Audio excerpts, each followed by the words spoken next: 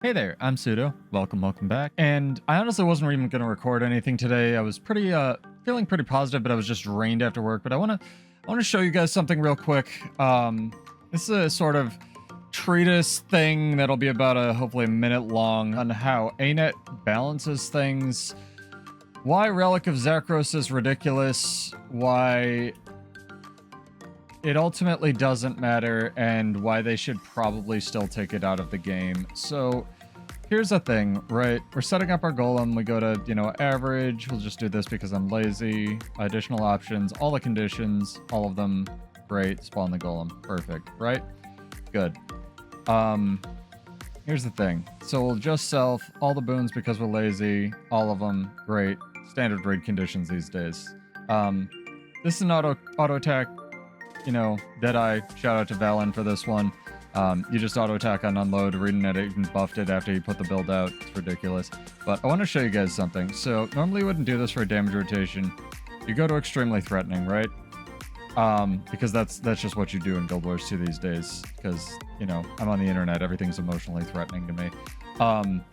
We're gonna switch to the third build. This is the this is the build without invigorating precision, where you would normally just run the critical strikes trait.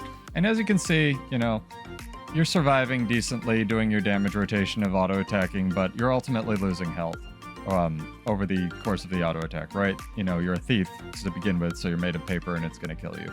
So remove the golem, respawn the golem. Good, great, okay. Perfect, we did it. This is also why invigorating precision, the spoilers, heal on critical hit or auto attack, trade on thief on grandmaster is 4% and 6% with fury in PvE and like 10 and 20% in PvP, right? And Relic of Zakros is also 7% in PvP. And this is exactly, I guarantee, what they did when they put this relic into the game. So this is a thief doing a damage rotation of about 21 to 25k, depending on how hard you want to go on ascended gear and food, with invigorating precision and Relic of Zakros. She's head bobbing, she's rocking out to the music. You can strafe back and forth doing your seaweed salad dance of ye olden days. And, I just glanced down. I can have some screenshots in the bottom because my camera is stretched.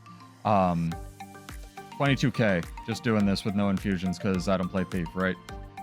So this is the thing, people of the internet. This ultimately doesn't matter in today's day and age of Guild Wars 2, right? Because this is one class that you can do it on. If anything, how they balance this, nothing in the game does this much damage.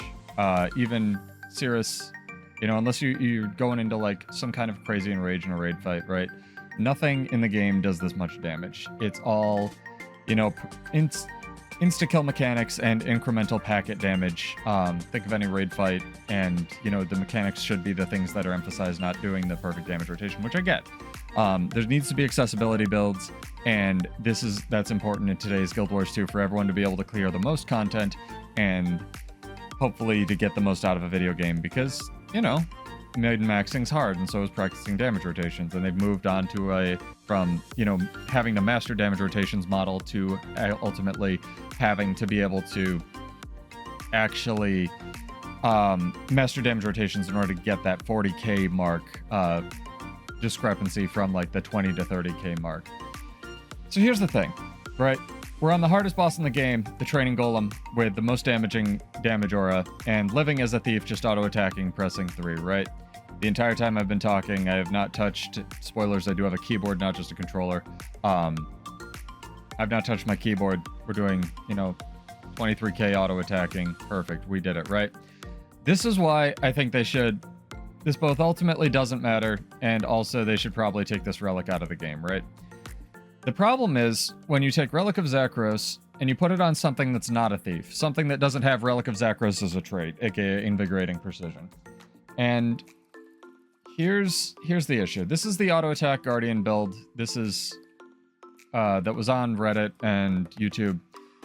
It auto attacks for like 30k with power infusions on a hammer. It's kind of insane. And we're gonna roll up here to the golem in a second, and I'll show you how this fares, right?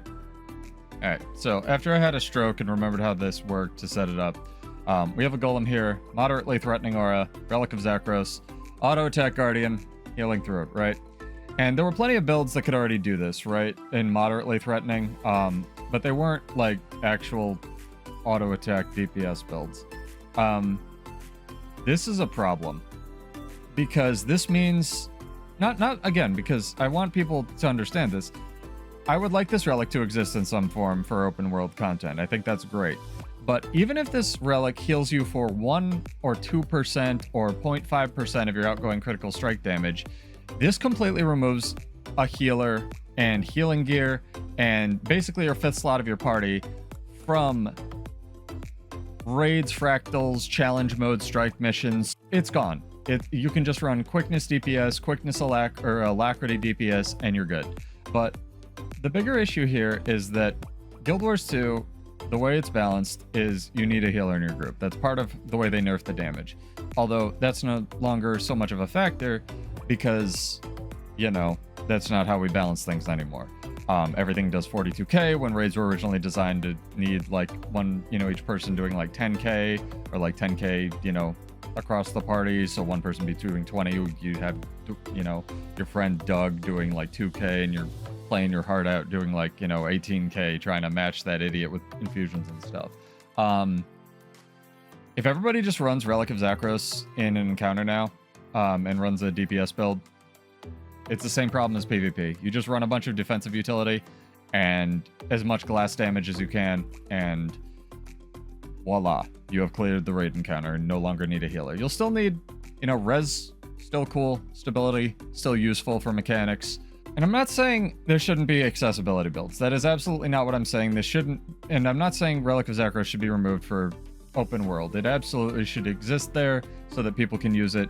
Healing, doing basically infinity damage, being able to solo content. It's an MMO, but it's 10 years old, etc. The game should be playable, whether you have friends or whether you're an antisocial dickhead like me. I don't know. I'd like to see more class variety and diversity ArenaNet, but that's just my 2 cents. I don't know if this is how you do it, but I guess enjoy your OP PvE relic. Let me know what you guys thought. I'm a shrug on this one. Peace out.